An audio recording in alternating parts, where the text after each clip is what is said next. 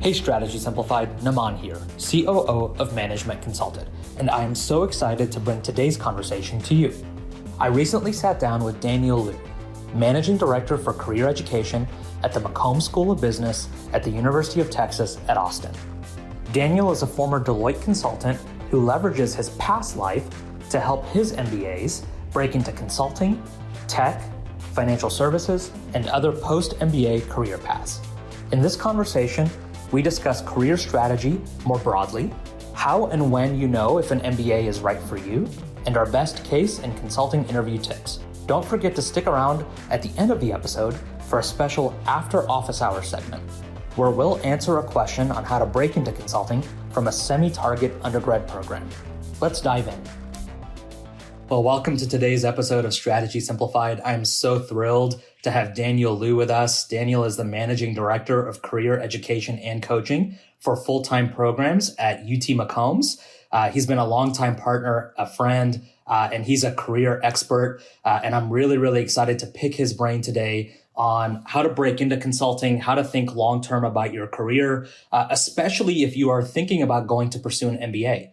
And so we're going to dive into a fast-paced, fun conversation today with Daniel. Daniel, thanks so much for joining us today.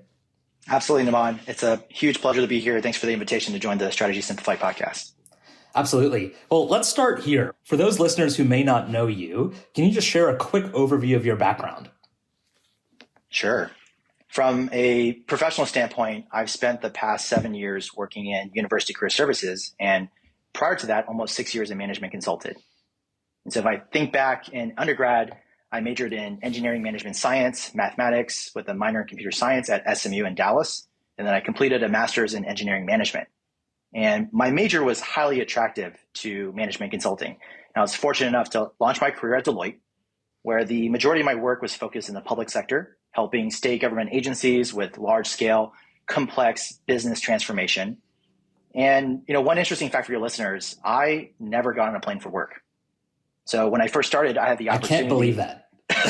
Yeah, I had the opportunity to switch offices from Dallas to Austin. It was a bit vague, but after some conversations, it was pretty clear there was this pipeline of client work in Austin, and I would either be living in Dallas and hopping on flights to Austin, or get the opportunity to plant some roots and kind of live and work in the same city. Which, wow, if you think about that decision, now over a decade later, still living in Austin, and really grateful that I made that choice. You really got the best of both worlds, huh? I did. Never having to get on a plane, but getting to work at Deloitte. That's incredible. There are trade-offs. There are trade-offs. So I guess there's no lifetime Marriott Platinum status. There's no Delta Diamond for life, but you got to be home every night. So, exactly. Yep. I want to ask you about one thing you mentioned, Dana. You said you graduated with a degree in engineering management, and you and I both know that's an attractive degree and background for consulting firms. But we hear from dozens of engineers every week who say, do I have a good profile for consulting? Can you just break down for me why consulting firms like folks with engineering backgrounds? Sure. I think it comes down to two specific qualities that you get a chance to sort of polish as a student in an engineering program. You have this high rigor of ability to learn and absorb information, whether it's in mechanical engineering, electrical engineering, or even in some of the biomechanical engineering, right? If you can pass OChem, then you have these technical chops, if you will, to be able to learn anything and absorb information. And I think that's a really critical skill, especially early in your career as a consultant. The other one is, I think, just traditionally engineering also has a foundation of mathematics, and that math is driven by logic.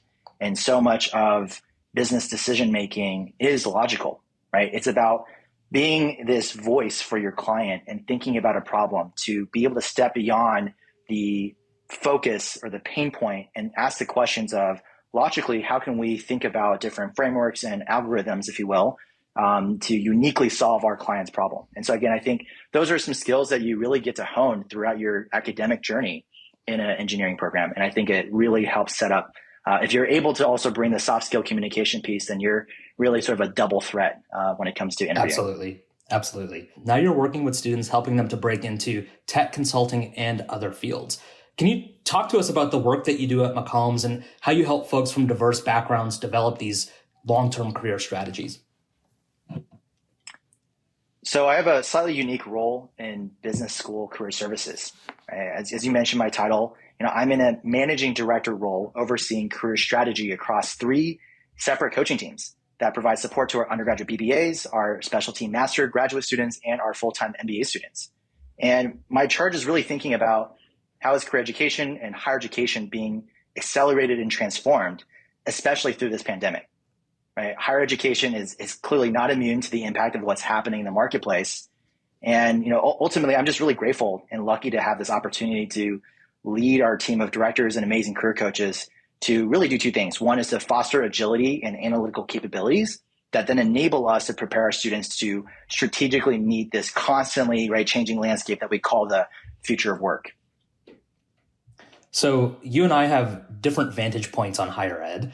You work in higher ed. I work closely with partners in higher ed. And I think higher ed is one of the industries that is most ripe for disruption in the business world today. So do you agree? And if so, how do you see that disruption taking place over the next decade?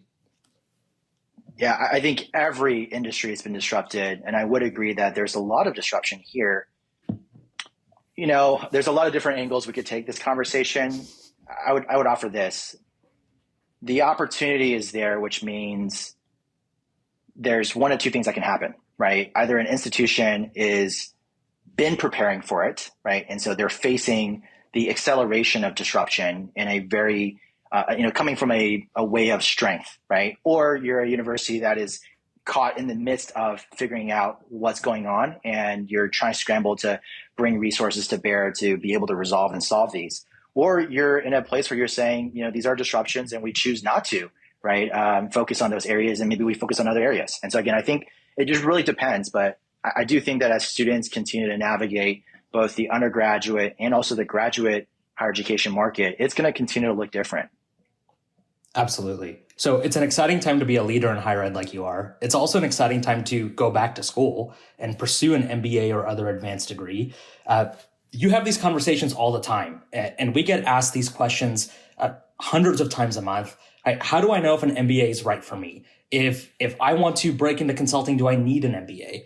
Do you have a framework that you recommend for folks who are considering an MBA or other advanced degree program? How do we figure out if that's the right and next career move for us? Yeah, there's certainly plenty of podcasts and other resources right around from an MBA admissions lens, right, of whether an MBA is right for you. And, I think my point of view is biased, right? Having coached hundreds of MBAs on their career strategy, clearly there's some value there, right? I think in terms of framework, my favorite is probably Don Graham's book, Switchers. So Don Graham has worked in University Career Services for quite some time. Her book is amazing because it's focused on helping you get unstuck, rebrand yourself, and land a new career. And it's not specific to MBAs, but there's this framework. She has a 2x2 for thinking about the degree of difficulty to make a switch. And so if you think about this, quadrants, the first quadrant is the career enhancer. You're looking to really advance your career in the same industry and same function. That's really easy. There's no switch there. But then as you kind of go around the quadrants, the next one, which is slightly easy, but still a little bit of challenge, is how do you switch industry? So you're staying in the same function, but you're changing your industry.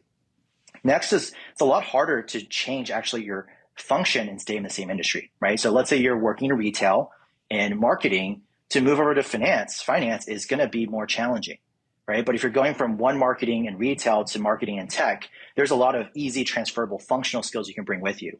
The most difficult, of course, is going to be making that double change, right? So a double switch, and we talk about this with our students. If you're looking to make a double switch, you really have to think thoughtfully about what are the skills, both hard and soft, that you're bringing into an application process. How do you showcase and feature those skills in a networking or in an interview setting? And so again, I think this framework is so valuable. If you're thinking about an MBA, business school continues to be this great accelerator, right, of these changes. You can come to business school and make a double switch, perhaps easier than if you were to do it without a business school. And there's a lot of reasons why. I think mostly it ties around 2-year full-time MBA programs offer internships and experiential learning opportunities that really allowed you to have the skills that make you make these almost micro steps that lead you to the bigger switcher step that you're trying to make. Anyone who breaks problems down with a 2x2 matrix is someone who's near and dear to my heart. So we will definitely link to Don's book in the show notes, and I'd encourage you to check that out. So you started to talk about, okay, an MBA gives you this experiential education. It gives you the opportunity for an internship if you're going to pursue a 2-year full-time program. Are there things that folks can do to prepare to succeed in an MBA program? Let's say I read Don's book, I listen to you today, and I decide, you know what? Yes, an MBA is right for me.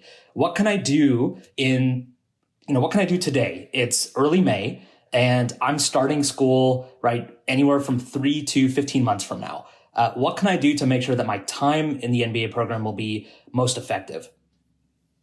Great question. And this is a perfect time of year to really be thinking about this if you are admitted to a MBA program and still deciding if you're going to go to one or which one you're going to go to, or especially if you're in the process of beginning your applications for, fall applications. I would say, don't wait until you get to school to start your career exploration. I think that's the obvious one, right? In undergrad, if you had a positive career exploration experience in undergrad, you had roughly 4 years to test and try different things. Well, the MBA experience is, I think the best word is it's highly optimized and it benefits students who come in with some focus and direction. I mean, even just knowing what geography you want to be in career-wise is a good filter, right? It's a baseline if you don't know what specific industry or focus yet.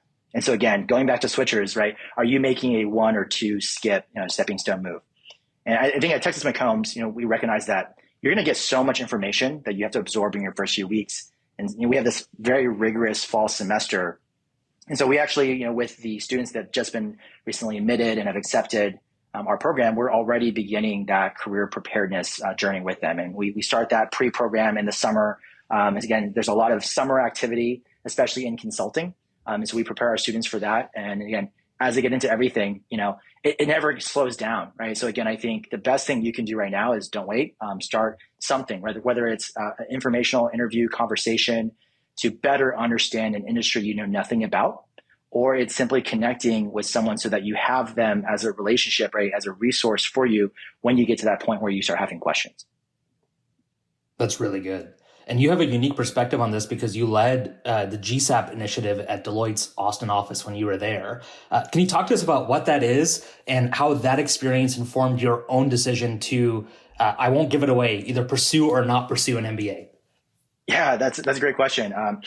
So the GSAP at Deloitte specifically, there's a graduate student assistance program, and most consulting firms offer some type of initiative like this. It's a great way for you to you're kind of mid-career and you're looking to enhance and grow skills. And at Deloitte, that was something that was highly valued. They cared about that professional development a lot, and so they give students this opportunity to apply. And if you get accepted, then you leave Deloitte, you go and do your MBA, or I think now it's offered open to other graduate degrees.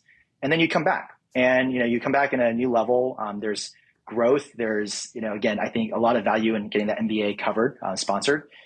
I think that the thing for me was as I dove into that, because that seemed like the thing to do, to help both myself and my peers think about professional development. So I was coaching already in that capacity. What I quickly realized was while there were a lot of reasons to go to business school, they didn't really quite resonate with me and where I was enjoying the type of work I was doing.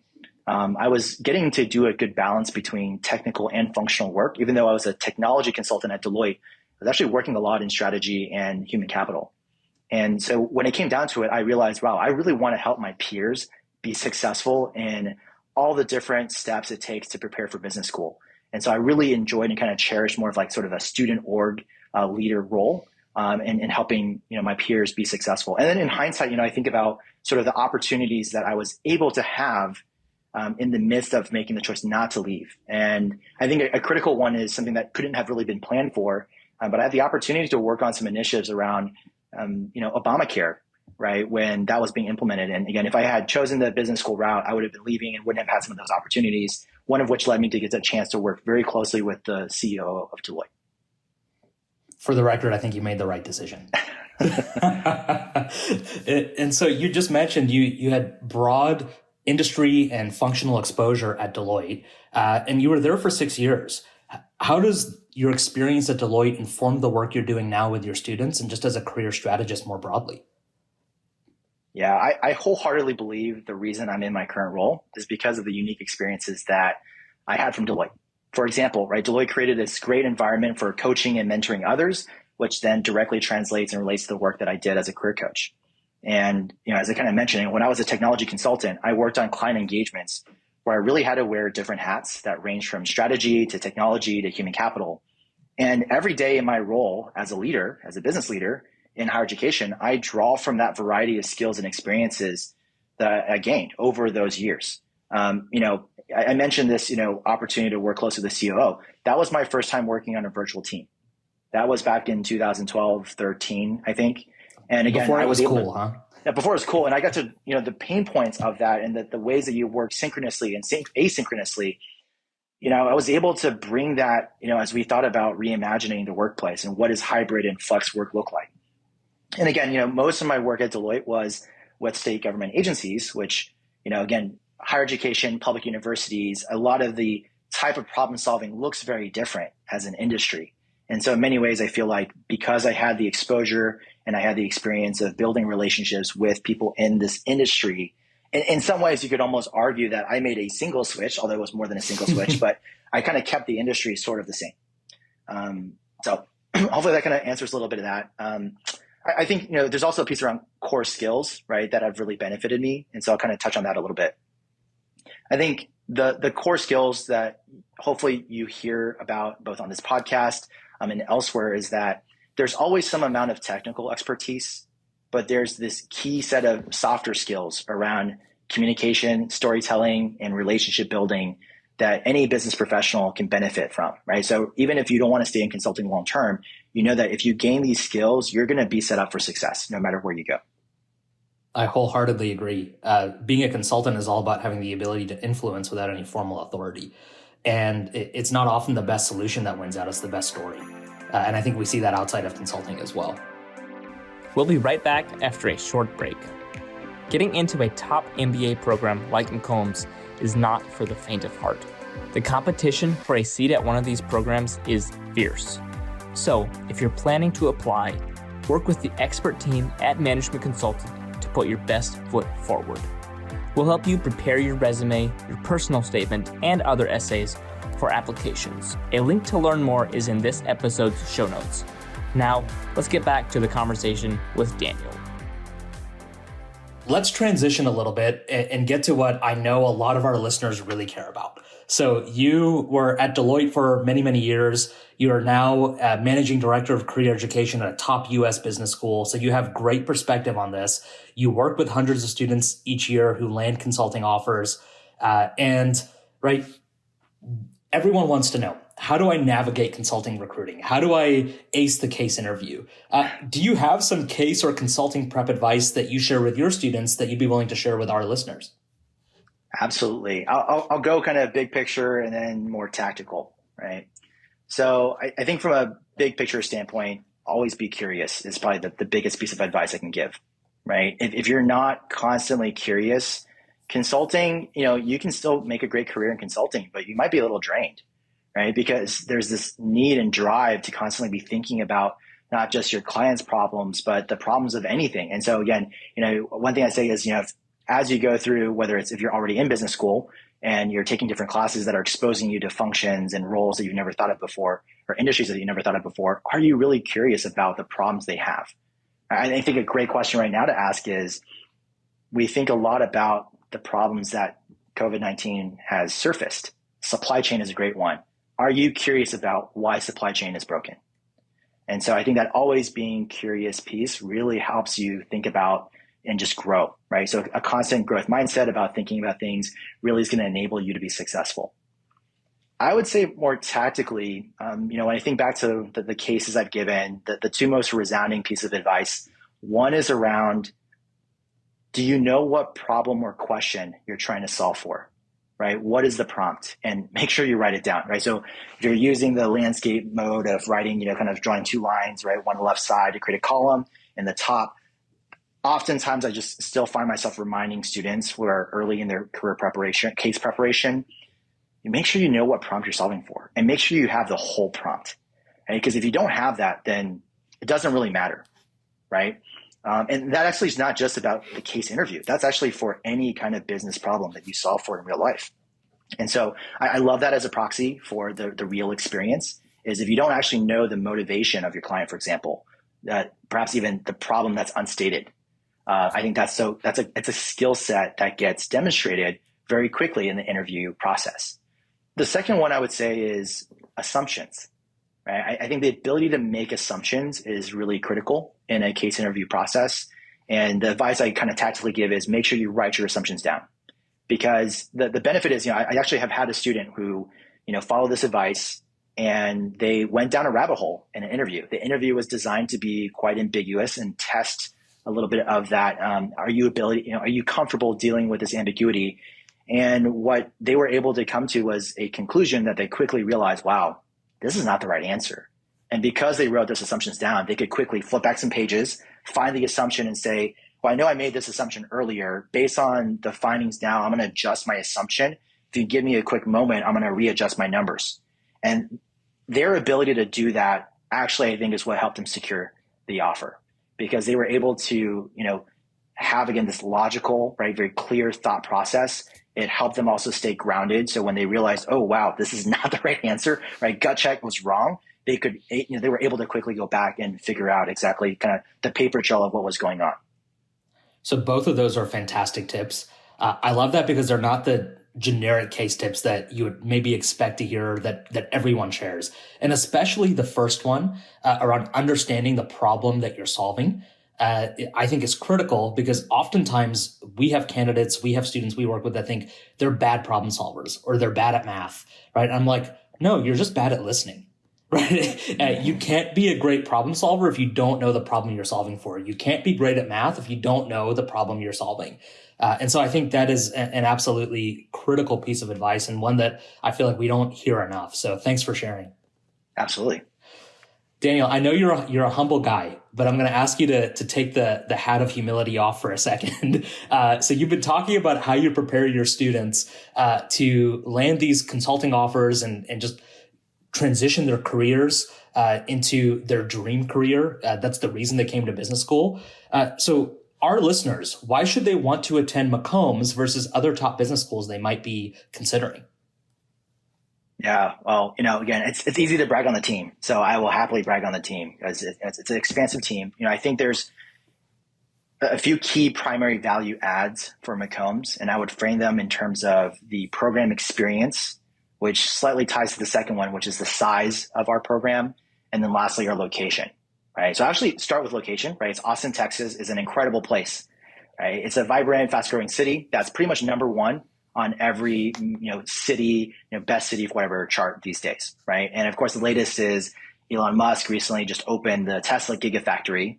And of course, the question is now, is Twitter going to move to Austin too, right? But clearly location affords our MBA students a lot of co-curricular and extracurricular opportunities that just wouldn't be as available in cities that don't have this degree of breadth and depth, right? I think there is a local entrepreneur by the name of Worley, and he says it's best, right? When you look geographically across the United States and truly even to some degree globally, but specifically in the US, there's no major city that within, a day's worth of travel, right? So basically, can you do a road trip to business meetings between Dallas, Austin, San Antonio, and Houston?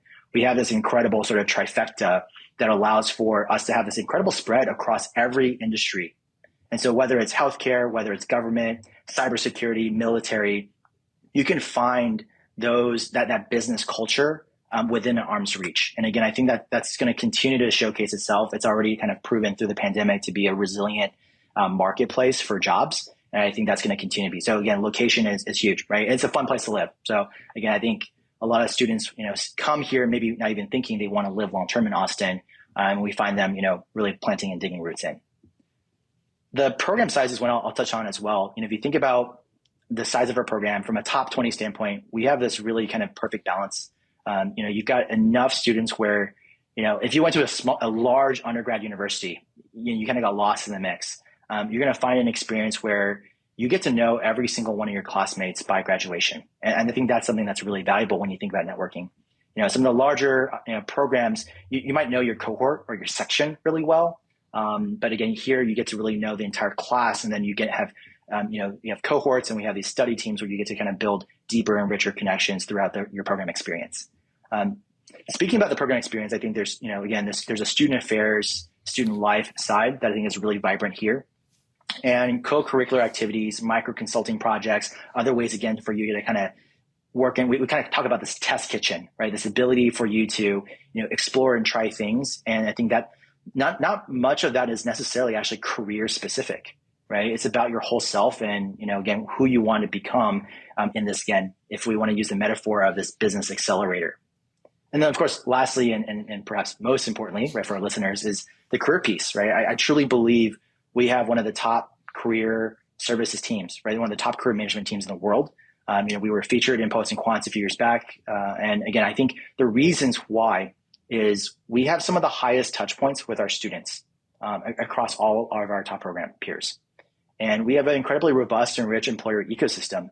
So especially if you're targeting consulting, technology, investment banking, you name it, we've got those opportunities. I think what's also valuable is, as we've seen continued interest in other areas like healthcare, sustainability, impact, private equity, and venture capital certainly has grown quite a lot here in Austin.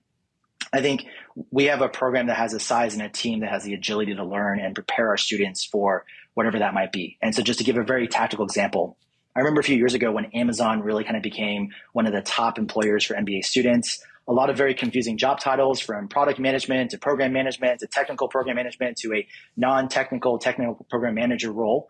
My team really, took the initiative to work with alumni to listen, and they actually can give some of the best mock interviews to prepare our students. And so again, I think we have this robust and rich alumni ecosystem that also supports our career team with the type of insights. We have partnerships with our employers to, again, bring insights into what are the skills needed in the marketplace. And again, I think all of that, all around means, again, it can't happen without great people. And so the staff, the team really, I think, make the experience. And then again, I can't think of all staff are working extremely hard, right, through the pandemic. But again, I would say, huge kudos to my team.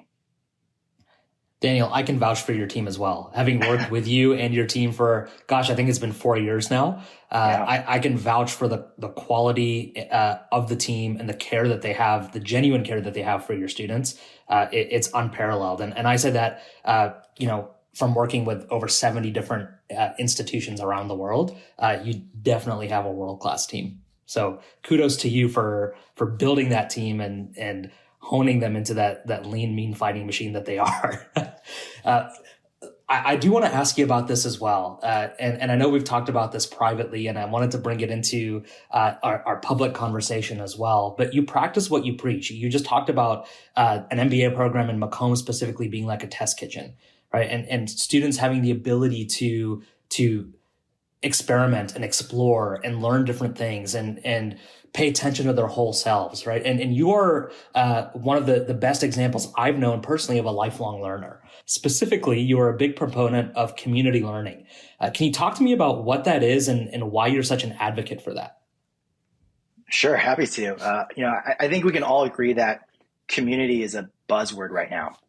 Right? It's kind of like Brussels sprouts in 2013, right? We're seeing this with major brands targeting micro influencers who now have hyper-local followers, right? There's this great need, especially with Gen Z, for transparency, right, and connectivity.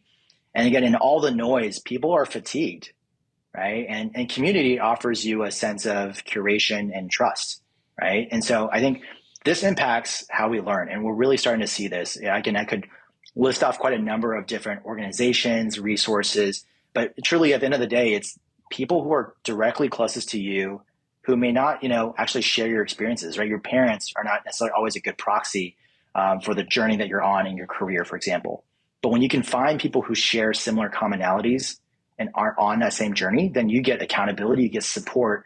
And I think most importantly right now, you get a sense of belonging, right? You get a safe space where you can thrive. And so I think part of what is creating buzz around the concept of of communities, again, this is not a new concept, right? We've had communities since the beginning of time, but especially with online and virtual communities, right? The quote unquote metaverse, right? Is, what's happening in the kind of Web3 space right now is driving a lot of the conversation and I think adoption of communities in a different way than we've ever seen in the past. So are there specific communities where you're finding extra learning or connection right now? Yeah, I'll kind of list off a few. I think one that's been personally valuable in sort of the space that I'm directly in is with the MBA Insider podcast and book community. So Al D and his community, he's really curated MBA students, alumni who are sharing their stories, sharing their experiences, and I'm watching him through the pandemic kind of really create a community. I think that's been really powerful. And he's obviously a valued partner of ours. But there's a reason why, because I think that sense of community is what we have here at McCombs, and it greatly resonates. In terms of Web3, I would say Invisible College and Odyssey DAO, right? DAO, which stands for Decentralized Autonomous Organization. And I won't go into detail about those, but again, these are just two names, and we can put the links there. But these are communities that are really thinking about how do we help people learn more about the Web3 space, right? And it's a broadly defined term. What is Web3? It's everything from blockchain, cryptocurrency, NFTs, right? It's this whole nascent space that is quite early, right? The rails haven't even been built yet, right? It kind of feels, in some ways Ponzi scheme-esque, early California gold rush perhaps. But again, I do think there's an incredible amount of learning and opportunities happening. And so these are really interesting communities to me, because not only are they thinking about learning in a different way, they're thinking about how does that learning then integrate and scale, right, to whether it's millions of people. And again, higher education institutions, right, also think about scale differently. So a lot of these communities I'm in, it's partly certainly to contribute, to learn, but really it's to learn, right, to listen and observe, and then to test, right, from the learnings I've gathered in my own environments. I love that. I feel like we could talk for the next 3 hours about blockchain, Web3, crypto. We could. All I'll say is I'm personally looking at investing right in the picks and shovels of this new space, right? So I don't have to feel the pressure of picking winners and losers. But that's a conversation for a different day. That's great insight, Daniel. We'll put the links to those communities in the show notes. So if any of you are interested in learning more or joining those learning communities, you can go ahead and do that and connect with Daniel in those places as well. So Daniel, we never like to let a guest go without asking you some fun and personal questions and putting you on the spot a little bit. And you've already done such a great job of advocating for Austin. You and I are both Austin based. I think we both share a love for the city, the area, the entrepreneurial spirit that's here, the sunshine. And one of the things that Austin is known best for is the South by Southwest Festival. And you are what I would call a power attender of South by. And so do you have a favorite moment or memory from South by that you'd like to share with us? Yeah, I've got to say attending South by Southwest is like going to Disney World, right? If you aren't familiar with it, South by Southwest is a global conference with multiple tracks, right, revolving around education, music, film, and interactive, right? And that interactive portion has evolved, right, over the years. So it's, again, if you haven't been, it's kind of like walking around Pandora, right, for marketing, culture, innovation. And I would say, some of my favorite magic moments are getting to the chance to meet, celebrities, individuals you admire and hear them talk, right? So in 2019, I had the chance to listen to Mark Hamill, right, Luke Skywalker on a panel. And then I got a selfie afterwards. That was pretty cool. And I didn't think I could ever top that. And I still can't, right? That one sits on its own. And I would say this year, again, I think so much of the culture conversation is around quote unquote, the metaverse, right? And so I got a chance to listen to Mark Cuban and a few different sessions on innovation, technologies, NFT, and metaverse. And again, I think that was so rich. And again, of course, got a selfie with him as well. I love that. Yeah, it's not every day and not every place where you can hear from that caliber of person live. Definitely. So in your personal time, Daniel, again, I may reveal a little bit too much about you here, but you're a sous vide cooking expert. What's the best dish that you make? Yeah, this is something I proudly put on my LinkedIn, right? And I've been sous vide cooking for almost a decade now, right? And so again, if you're not familiar with sous vide cooking, the main concept is water is a better conductor of heat than air. So when you put food in an oven, you set your oven to bake a chicken at 400 degrees, and it's going to dry out if you keep it in there too long, right? As the food is being brought up to temperature.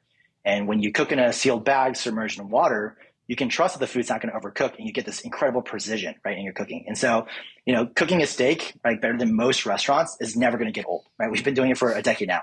But if you're just diving in, I would highly recommend sous vide cooking chicken around 140 degrees Fahrenheit. Again, read the label, make sure you do it correctly. There's definitely some FDA, right, food safety pieces around that. But if you're a pescatarian, right, try salmon at 123, 124 degrees. That's our family's favorite temperature. My wife likes it slightly at 124. I like it at 123. Again, there's a degree of precision you just can't get with normal cooking. And of course, if you're a vegetarian, right, there's actually some incredible things you can do with root vegetables. So carrots sous vide at 180, 184 degrees. You can really infuse like rosemary and some other spice flavors, cumin, that can do a lot of things that retain both sort of the nutrition and quality of the food item that you're cooking.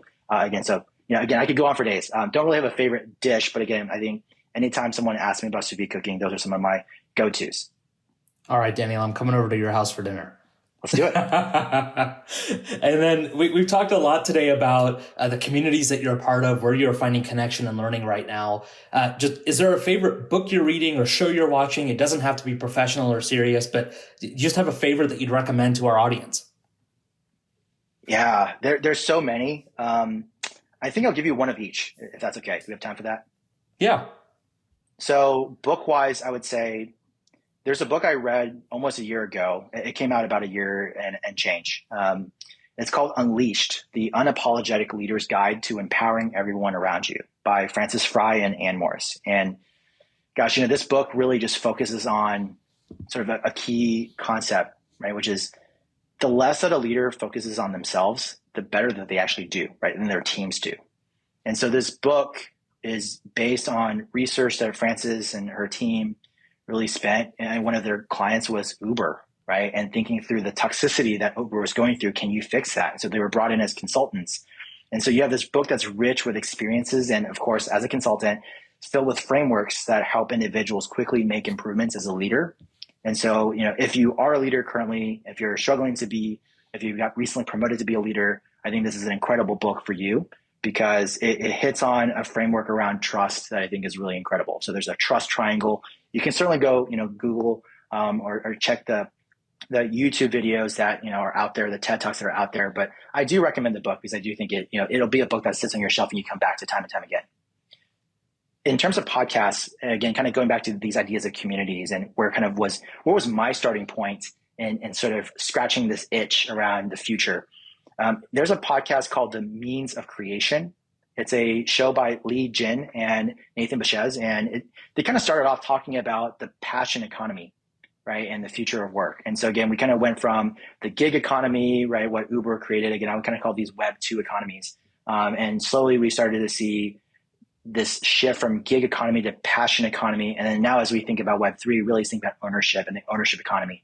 And so I can't think of a better podcast series that just highlights and touches on these concepts, which things that you just normally in your normal day, your normal newsletters and Substacks, you're probably not going to get a lot of information on. So again, that always being curious piece, if you want to add something, a little bit of spice, if you will, into your mix, Means of Creation, I think is a great podcast. I love those. And Daniel, we'll link to those in the show notes as well so folks can check those out. Thank you so much for joining us today on Strategy Simplified. I thoroughly enjoyed our conversation like I always do. And if you were listening closely, I think that there are multiple nuggets for you to mine, no matter where you're at in your career, consulting, or leadership journey. So Daniel, thanks again for joining us. Absolutely. Thanks for having me.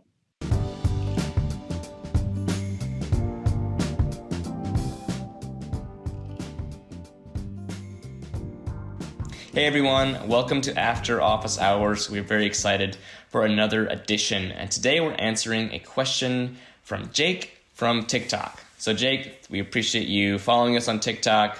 We're excited to get to your question today. And before we do that, if you're on TikTok, which there are very, very many of you that are, so we'd love a quick follow. Go ahead and just give us a follow there for weekly content on breaking into consulting, on case interviews, consulting news, etc.